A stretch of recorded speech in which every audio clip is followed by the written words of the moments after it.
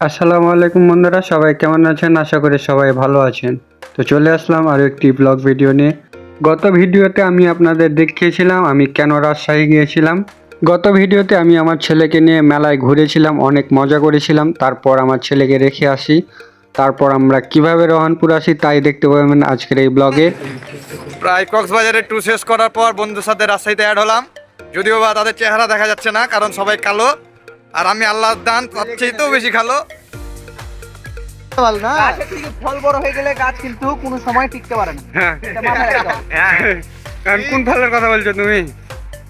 শুনো, কোন ফলের কথা? সব জায়গাতে আমি বলি সব জায়গায় খুব ধরবে না, ছোট ভাই আছে বড় ভাই আছে, সব জায়গাতে সব কিছু দিতে হয় না। ঠিক আছে, আর বলে যে উত্তর চাও, হ্যাঁ, তাহলে আমি একান্ত ভাবে দিয়ে দিচ্ছি তোমাকে 5 মিনিট চলো। ক্যামেরাটা অফ করি তারপরে উত্তর দিস। রাজশাহীতে যেহেতু আমাদের অনেক ভাই ব্রাদার আছে, তো তাদের সাথেই আমরা একটু ঘোরাঘুরি করছিলাম। তো এখন আমরা যাব কিছু খাওয়া দাওয়া করতে। খাওয়া দাওয়া শেষ করে আমরা আমাদের গন্তব্যস্থানে চলে যাব।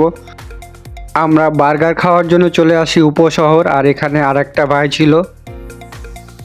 আটটা না, একটা পাত্র হবে। দুটো পাত্র করে। হ্যাঁ, দাও। দুটো পাত্র করে।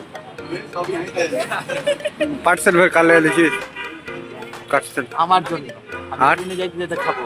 আমাদের আর জন্য আমার বন্ধু সাইমের জন্য। পিঠা হোক আর মিঠা হোক তাকে খাওয়াবো আমি। ঠিক আছে বন্ধু ফেলে দেওয়া যাবে না। মামা, কিছু বলবে? আর ঠান্ডা লাগছে? ঠান্ডা মানে আছে কি ঠান্ডা, ভিতর খেতে এমন হলো এই ঠান্ডা ঢুকছে।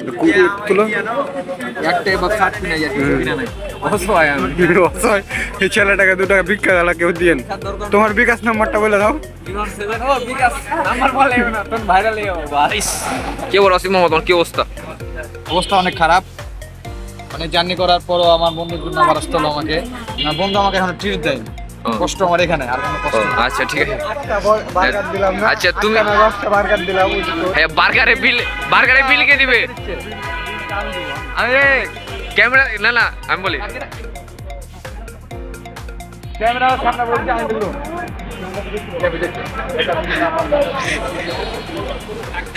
ইশারা দিলাম না তো, আমি বলবো না। না নাই গাইস, আমি কিন্তু খাবো না। এই যে আমার ছিল মামা, এই দেখো আমাদের বার্গার। এখানে আমাদের জন্য বার্গার বানানো হচ্ছিল, আর আমরা সাইডে দাঁড়িয়ে গল্প করছিলাম, এনজয় করছিলাম।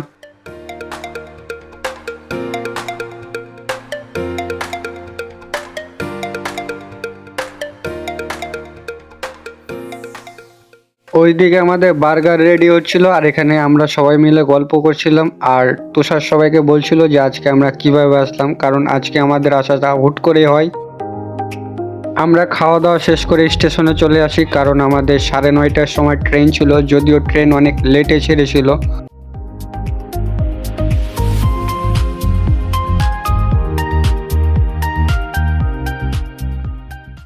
প্ল্যাটফর্মে ঢুকে আমরা ট্রেনের জন্য অপেক্ষা করছিলাম, আর কিছুক্ষণ পরেই ট্রেনটি চলে আসে।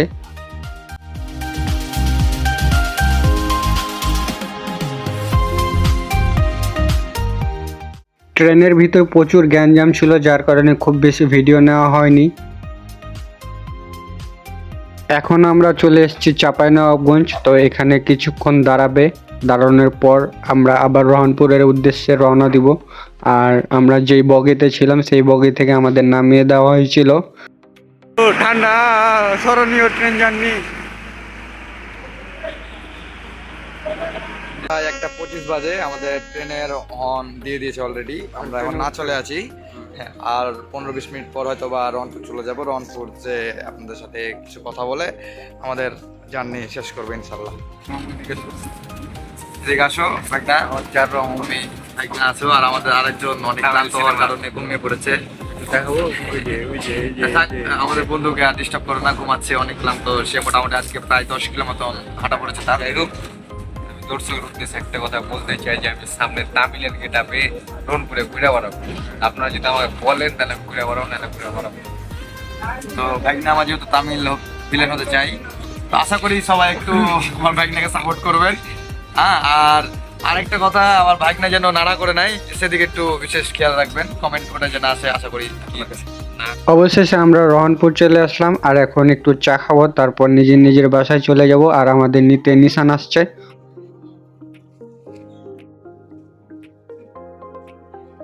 এখন বাজে প্রায় রাত 2টা, আর আমাদের নিতে চলে এসছে নিশান তার টেসলা গাড়ি নিয়ে। আর আজকের ভিডিও পর্যন্ত, সবাই ভালো থাকবেন, আল্লাহ হাফেজ।